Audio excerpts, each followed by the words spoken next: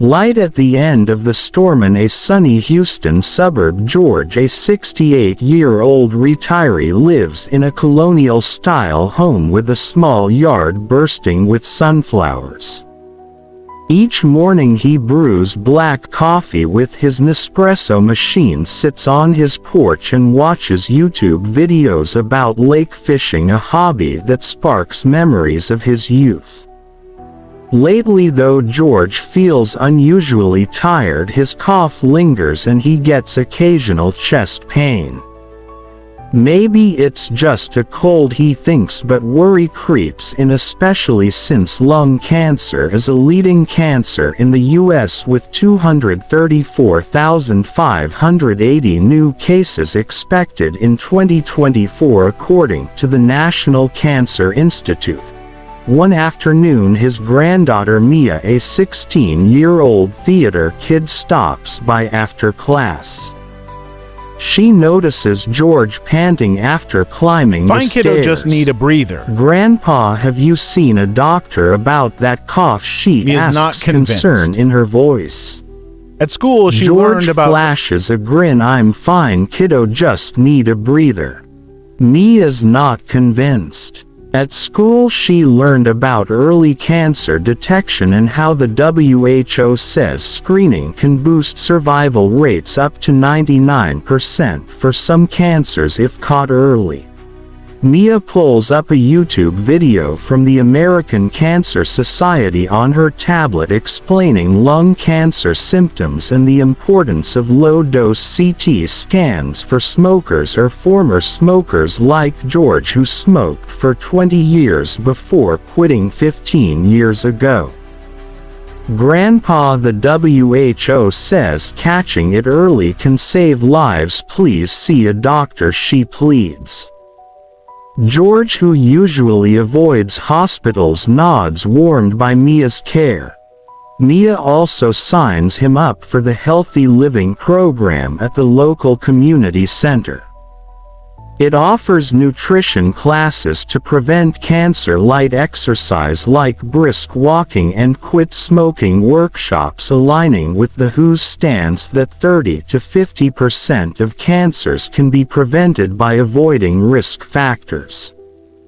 At the first session, George meets Frank, a prostate cancer survivor who shares how he quit smoking using the Quit Now app he found on YouTube. They also watch clips of the Johnny Carson show on YouTube, laughing together and feeling the warmth of community. At the Cancer Awareness Coffee Morning held at a local cafe, George learns from an oncologist about U.S. cancer stats. In 2022, there were 1.9 million new cases and 609,360 deaths, with prostate cancer making up 33% of male cases and breast cancer 32% of female cases.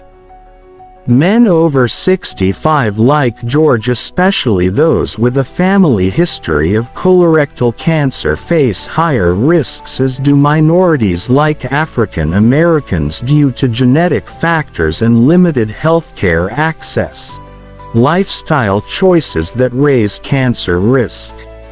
George realizes his past habits played a role in his risk.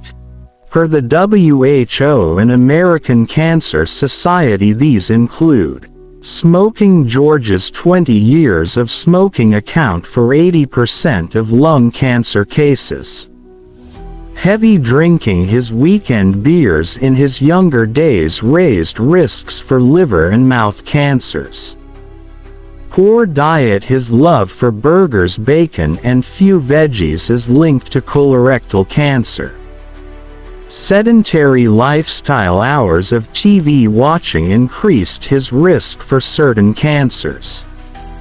UV exposure. Fishing without sunscreen exposed him to skin cancer risks. Lifestyle changes to prevent cancer. The Healthy Living program teaches George how to lower his risk based on WHO guidelines.